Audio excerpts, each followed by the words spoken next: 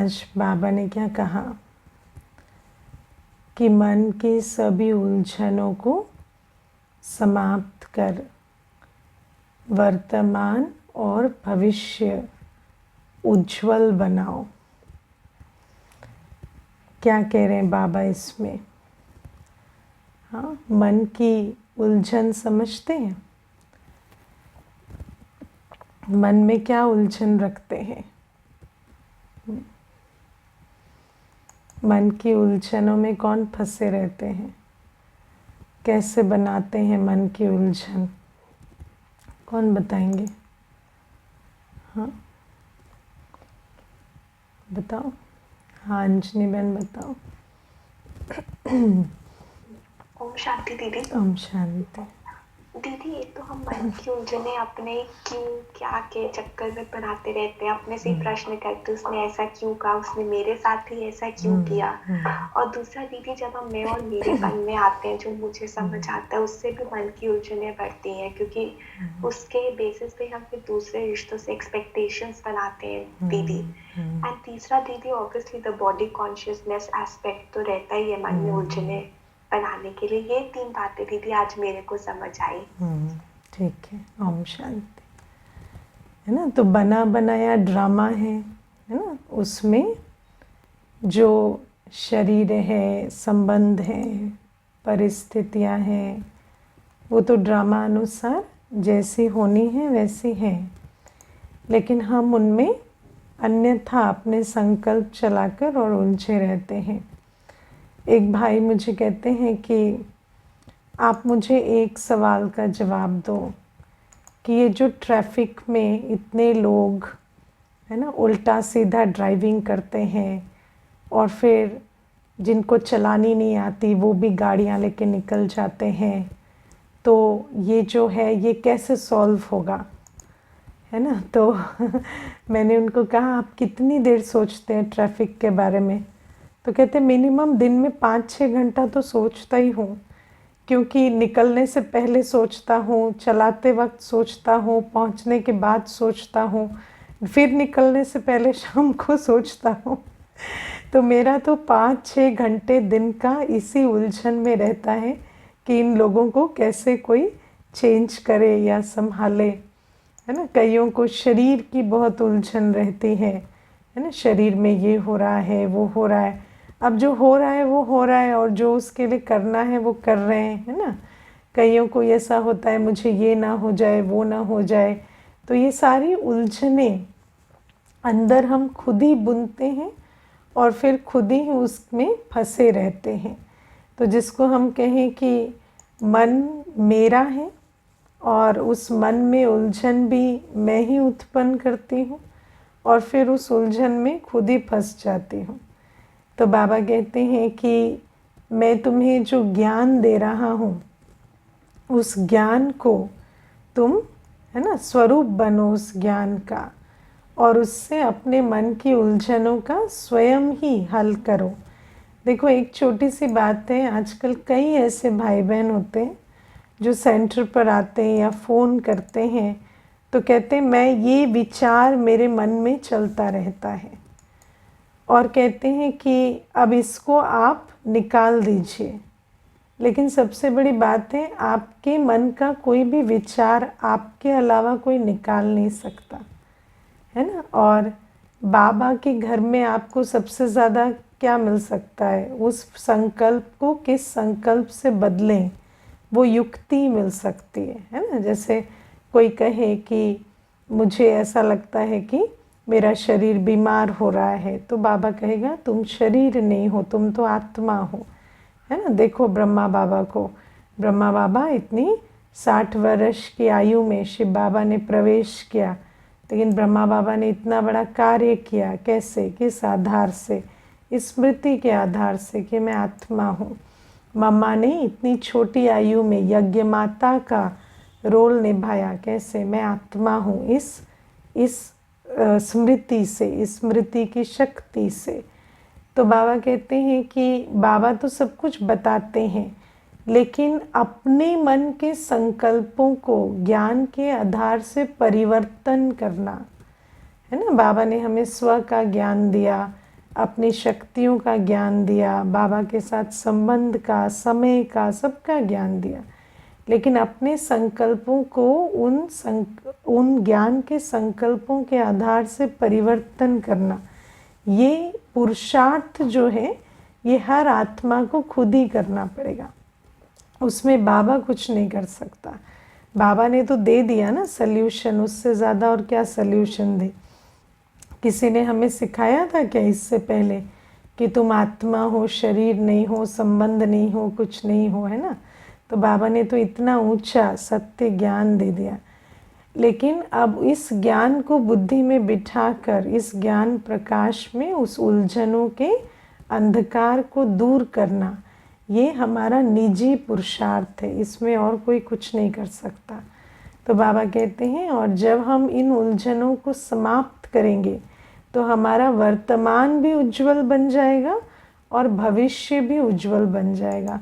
बाबा ने उस दिन हमें क्या कहा था, देहधारियों की याद से टाइम वेस्ट होता है ना। बहुत अच्छी बात बाबा ने उस दिन मुरली में हमें कही, अभी 2 दिन पहले, कि देहधारियों को याद करने से और कुछ नहीं होता, टाइम वेस्ट होता है। ऐसे ही मन की ये जो उलझन है, संकल्प लेना, उसका ताना बाना बुनना, उसमें फंसना, इससे क्या होता है, संगम युग का टाइम वेस्ट होता है। और हमारा वर्तमान कैसे सुधरेगा, भविष्य कैसे सुधरेगा, जब हम इसी समय और इसी संकल्प को श्रीमत के आधार से सफल करेंगे, है ना। यही टाइम और यही थॉट जब हम श्रीमत के आधार से श्रेष्ठ बनाएंगे, सफल करेंगे, तो हमारा वर्तमान भी उज्जवल होगा और भविष्य भी उज्जवल होगा।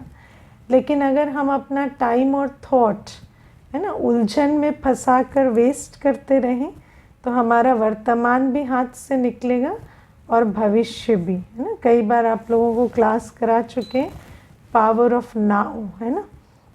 एक ही समय है, वो है अभी, और तो पास्ट फ्यूचर तो बस इसी का स्वरूप है।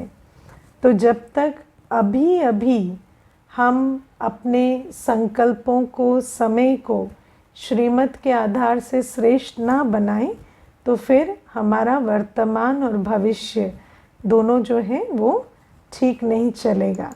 तो बाबा इसीलिए हमें कहते हैं, मन की उलझनों को समाप्त करो।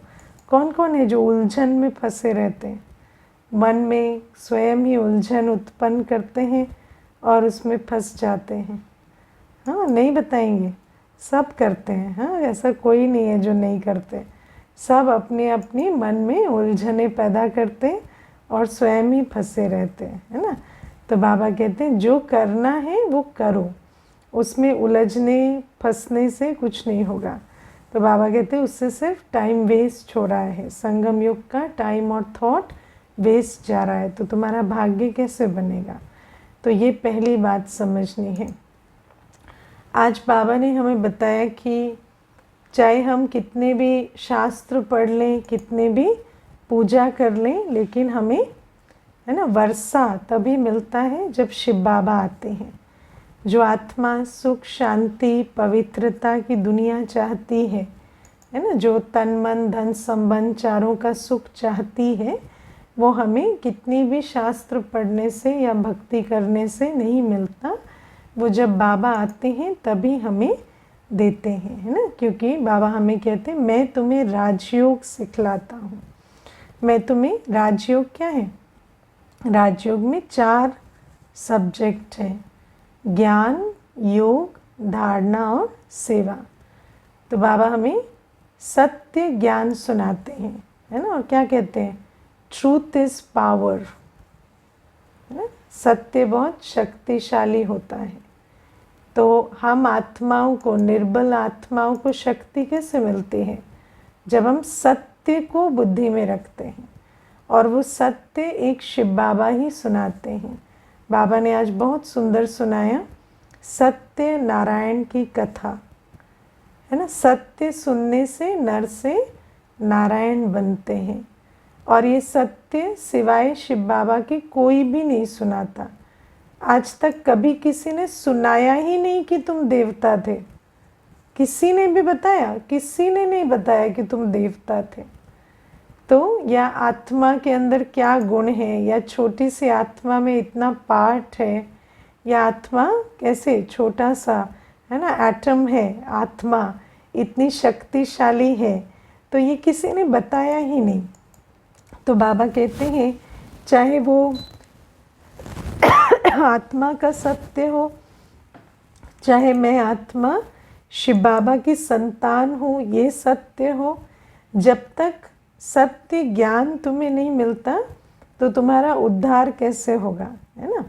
तो हम शास्त्र सुनते हैं, वेद सुनते हैं, जब तप तीर्थ करते हैं, सब कुछ पूजा भक्ति सब करते हैं, लेकिन सत्य से दूर रहते हैं। जब तक शिव बाबा नहीं आता तो हमें सत्य मालूम नहीं पड़ता। दुनिया में किसी को भी पता है आत्मा क्या है ना। किसी को ये भी नहीं पता मैं आत्मा हूँ, सबको पता है मेरी आत्मा है ना। तो मैं अजर अमर अविनाशी हूँ ये भी नहीं पता, अपने अविनाशीपन का भी ज्ञान नहीं। तो बाबा कहते हैं फिर कैसे शक्ति भरेगी, जब तक मैं ना हूँ तो सत्य ज्ञान ही नहीं मालूम पड़ता। दूसरा बाबा कहते हैं यथार्थ याद, है ना। भगवान का नाम तो बहुत जपते हैं, है ना, उसके चित्र पर तो बहुत फूल और दूध और सब चढ़ाते हैं, लेकिन भगवान को जो है जैसा है जानते नहीं, है ना। बाबा कौन है, कैसा है, उसके गुणों को, उसके सत्य स्वरूप को, उसकी शक्तियों को ना जानने से, संबंध का अनुभव ना करने से बाबा से योग जो है वो अयथार्थ हो जाता है ना। एक योग होता है बाबा से योग, दूसरा होता है मैं बाबा को जो समझती हूँ उससे योग, है कि नहीं। एक होता है बाबा जो है जैसा है उसकी याद, दूसरा मैं जैसा बाबा को समझती हूँ उसकी याद, है ना। मैं कई बार शुरू शुरू में क्लास में सुनाती थी कि एक बार एक भाई आया तो उसने मुझे कहा कि मैं चेन स्मोकर हूँ और स्मोकिंग की वजह से बहुत तबीयत ख़राब होने लगी है। तो मैंने उसको कहा आप परमात्मा संतान हो, है ना, ये अनुभव करो, बार बार याद दिलाओ कि मैं तो दिव्य आत्मा हूँ, परमात्मा संतान हूँ। तो मुझे कहता है आप बुरा मत मानिएगा, लेकिन शंकर जी भी तो चिलम पीते हैं ना, है ना। तो अब उसको क्या है कि याद तो वो भगवान को ही कर रहा है ना, लेकिन उससे उसको क्या मिल रही है, उसको और सिगरेट पीने की प्रेरणा मिल रही है।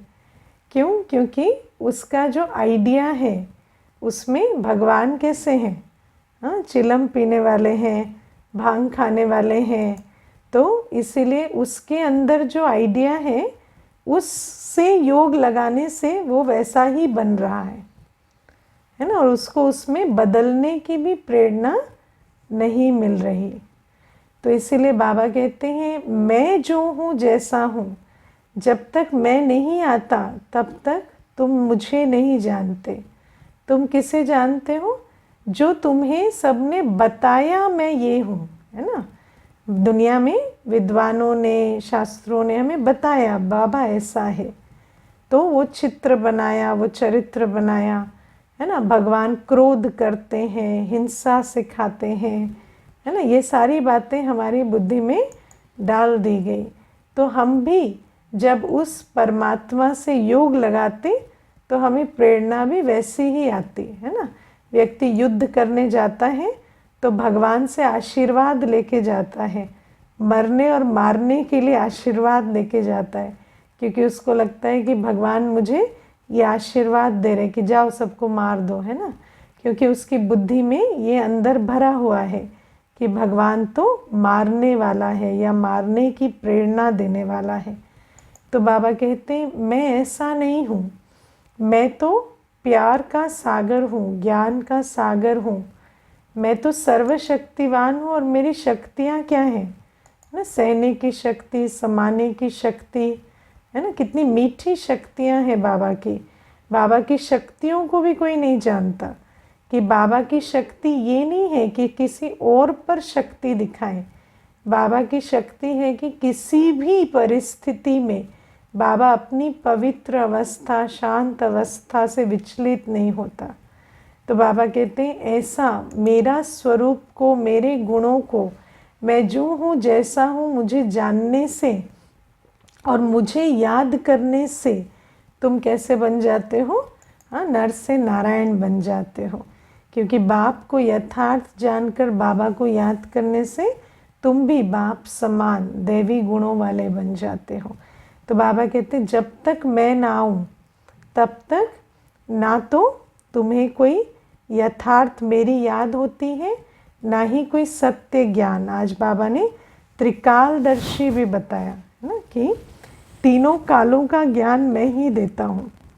देखो, जब बच्चा जन्म लेता है तो माता पिता उसके शरीर के तीनों काल उसको तीनों तो नहीं, 2 काल बताते हैं, एटलीस्ट पास्ट और प्रेजेंट, है ना। जैसे बच्चा जन्म लेता है तो उसको बताते हैं तुम्हें ना जन्माष्टमी के दिन पैदा हुए थे, तुम तो बहुत शुभ हो, है ना, या ये तो जिस दिन पैदा हुआ था बहुत तूफान आया था, बहुत तबाही हुई थी, है ना। तो इस प्रकार से भी कभी कभी बता देते हैं कि इसके आने से तो ये हुआ था, या किसी को कहेंगे कि इसकी तो हमें बिल्कुल उम्मीद नहीं थी, ये तो ऐसे एक्सीडेंट से हो गया था।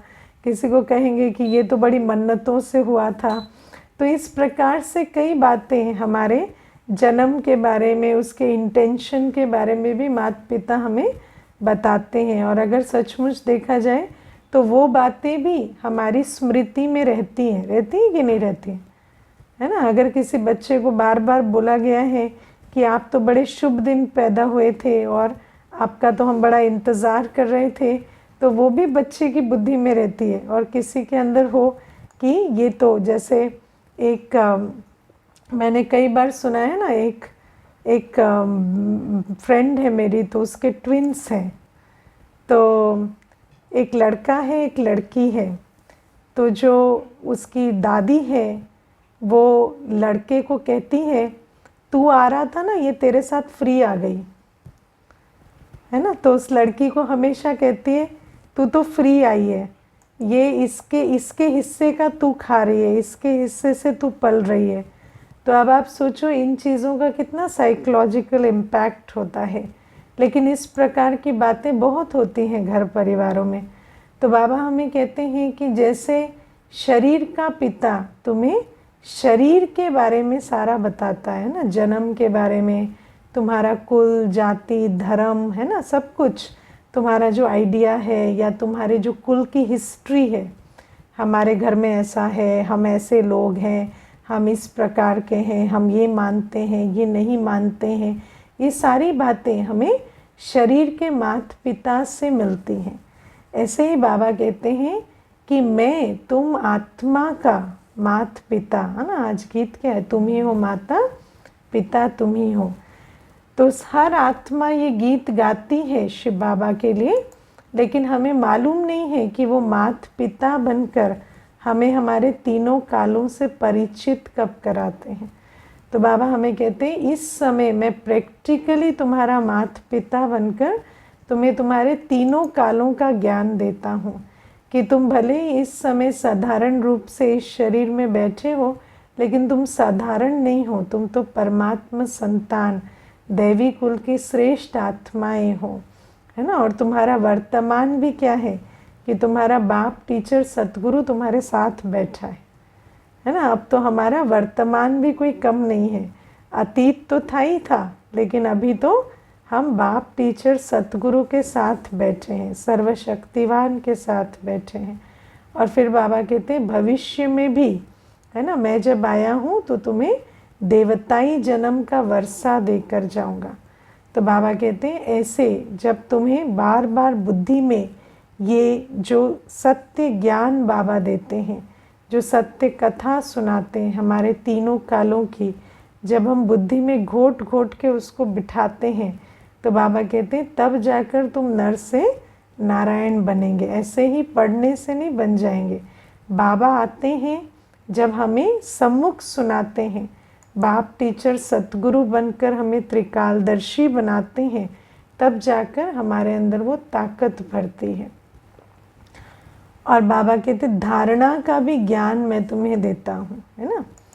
और एक बात जो आज बाबा ने बहुत अच्छी कही है ना, कि मैं ऑर्डिनेंस निकालता हूँ पवित्रता का, क्योंकि इस दुनिया में अभी पवित्रता नहीं है। तो बाबा कहते मैं ऑर्डिनेंस निकालता हूँ कि भोग बल की रचना और नहीं चाहिए, तुम्हें भोगी रचना और नहीं रचनी है। तो बाबा कहते मैं तुम्हें धारणाएं भी सिखाता हूँ, मैं तुम्हें डूज एंड डोंट्स भी बताता हूँ, जो तुम्हारे लिए जो विकर्म बनाते हैं और जो सुकर्म की तरफ तुम्हें लेके जाते हैं, वो सारी बातें बताता हूँ। और बाबा आज हमें कहते हैं बाबा जैसा मीठा है ना, बिल्कुल सैक्रीन है। हाँ, बाबा कैसा है? बाबा ने आज कहा मैं तो सैक्रीन हूँ और तुम्हें भी कैसा बनाता हूँ? बहुत मीठा बनाता हूँ। आप कभी विचार करते हो मीठा क्या होता है? हाँ, बाबा कैसा मीठा है और कैसा सैक्रीन है और कैसा हमें बनाते हैं।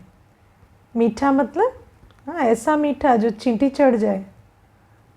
हाँ, मीठा तो ऐसा भी होता है ना, मीठा कोई बहुत मीठा होता है तो उस पर चींटियाँ भी चढ़ जाती।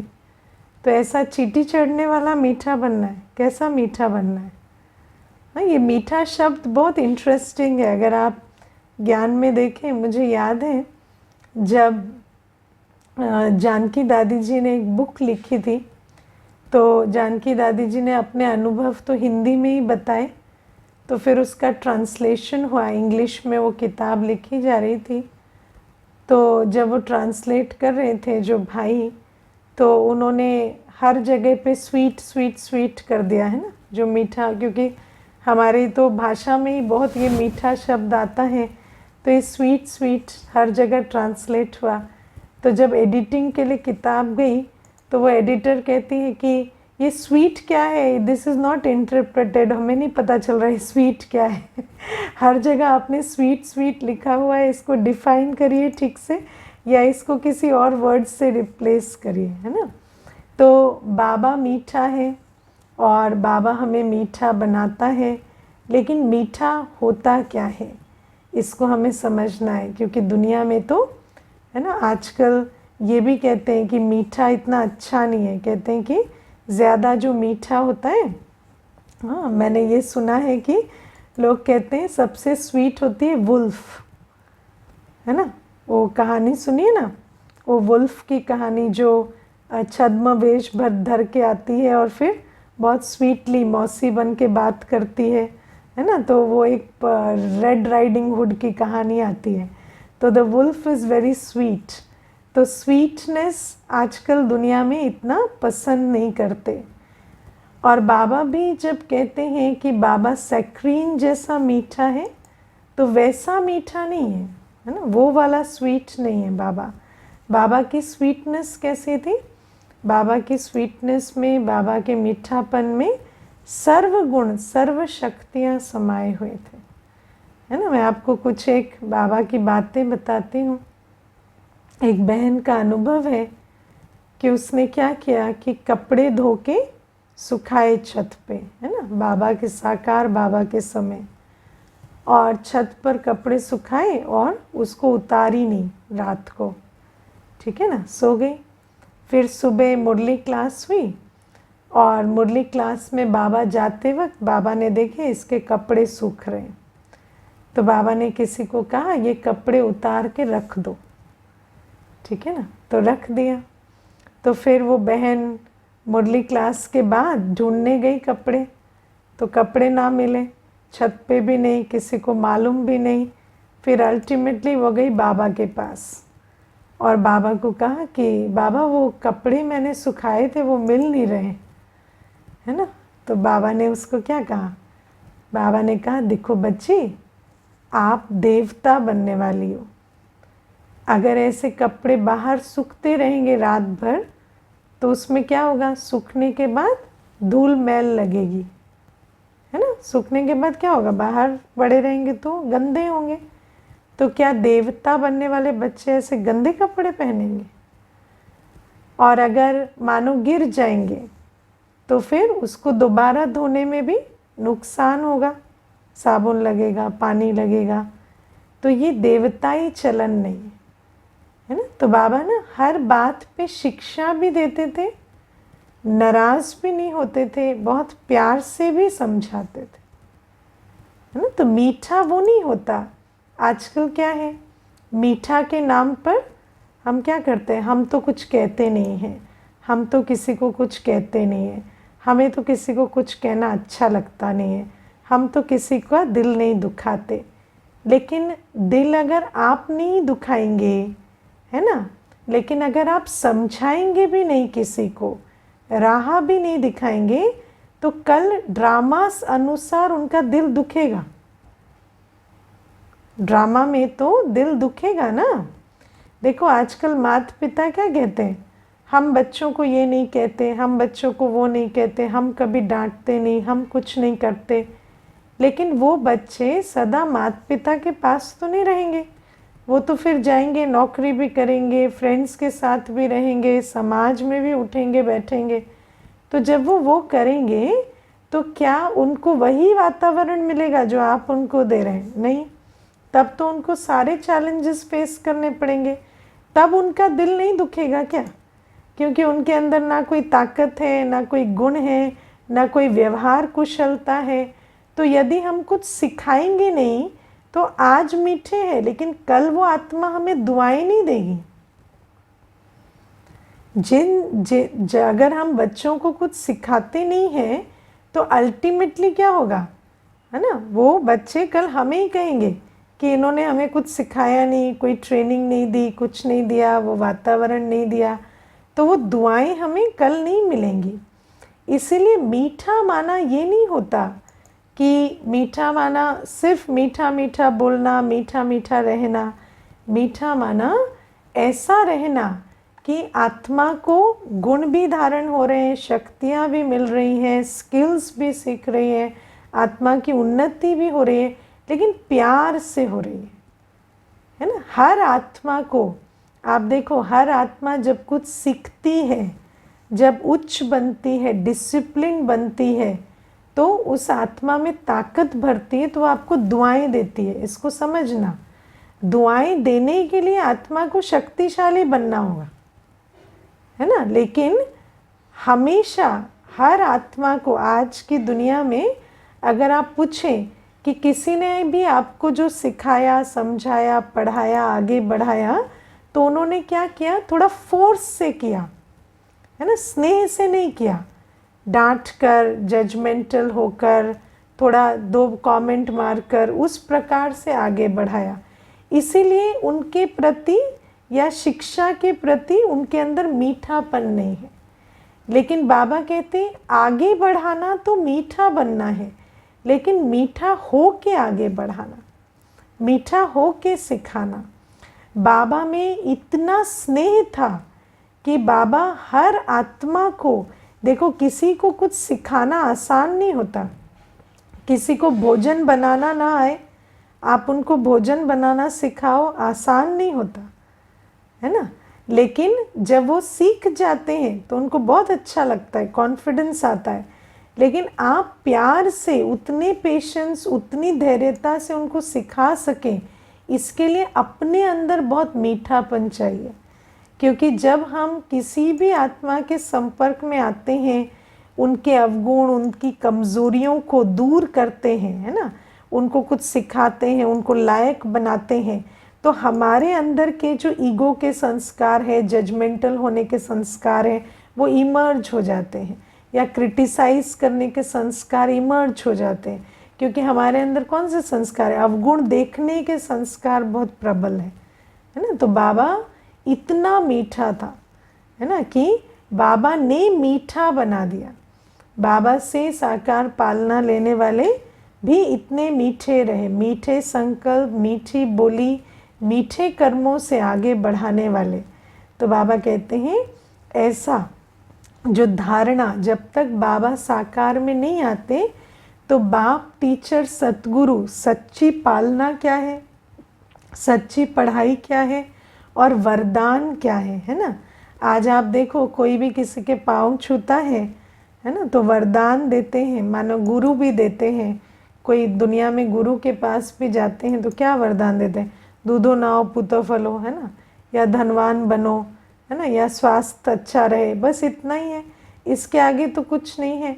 लेकिन आप देखते हो बाबा हमें कितने वरदान देते हैं हाँ, रोज़ कितने वरदान बाबा। आज बाबा कहते हैं सच्चा तपस्वी भव, है ना, सच्चा वैष्णव भव, जो संकल्पों में भी किसी बुराई को टच ना करे।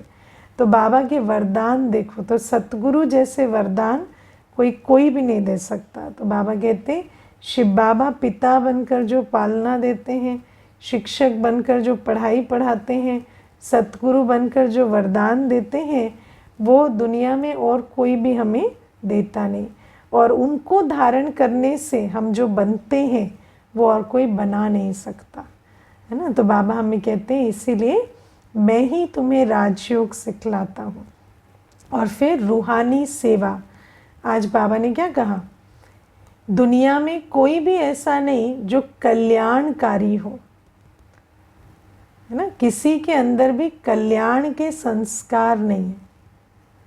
और साथ में संस्कार जाएंगे, है ना। बाबा ने आज एग्जाम्पल दिया ना कि सन्यास भी कोई लेता है, ब्रह्म तत्व को बहुत याद करता है, तो ऐसा नहीं कि अगले जन्म में कोई कल्याणकारी बनकर जन्म लेगा, क्योंकि कल्याण करने का संस्कार किसी के भी अंदर नहीं होता।